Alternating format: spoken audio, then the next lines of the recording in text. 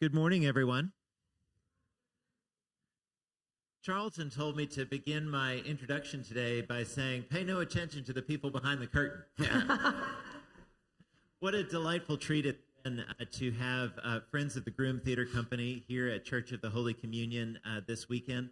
They offered a program at dinner on Friday, some workshops yesterday, and folks have been saying to me, well, what is this? What is this? And I've had to say, well, it's a little difficult to describe, but I'm glad that you are here in person and or online to be able to experience it for yourself, because it has proven to be one of the highlights of Holy Communion's year. We are using the theatrical arts and the skills of that profession to explore Scripture in a new way and to get to know God in a new way, and it is a beautiful and wonderful thing. Thank you so much for being here. A special welcome to Tom Long, the head of the troupe, and to the people who are traveling with him. Let's give them a warm Holy Communion welcome. Thank you, Tom.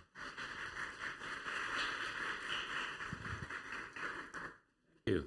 Before we begin, how many people have seen us already this weekend? Okay, so there's quite a few new folks.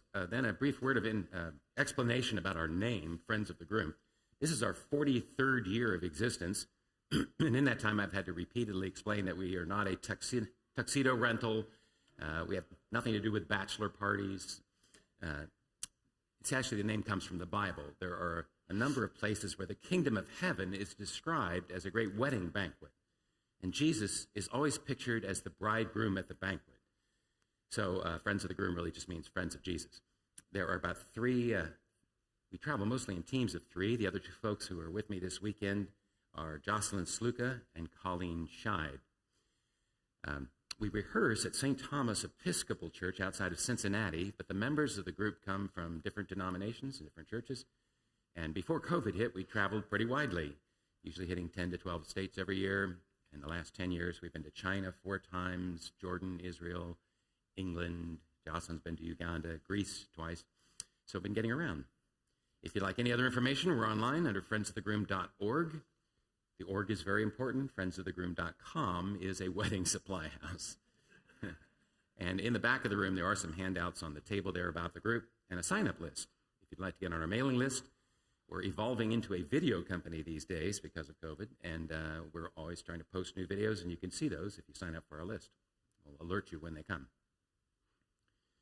Okay, let's very quickly, we did this Friday night, but maybe just with a show of hands, we'll do a crowd introduction.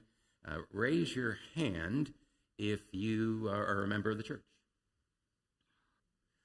Again, sleeping on the floor. Now the place is a mess. I just wish they would take their activities somewhere else. Last month, my mother got sick. It was 3 days before one of the priests came to visit. After everything I have done for this church, this is how they treat me.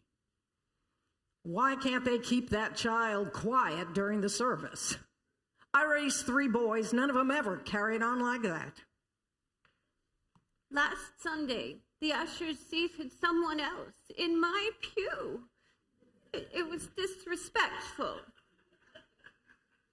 I stood for 15 minutes in the coffee hour and nobody said hello. A bunch of stuck-up snobs. They'll stare at me when I wore my navel ring to church last Sunday. They're just a bunch of phonies and hypocrites. Rude. They're just plain rude. Ignorant Bible thumpers. Permissive liberals. They don't think I believe. I don't think they're saved. We all know there's only one way to Jesus. That's through the Episcopal Church. Not Baptist, not Methodist, not non-denominational. Bitterness, bitterness, bitterness, bitterness, bitterness, bitterness. Let no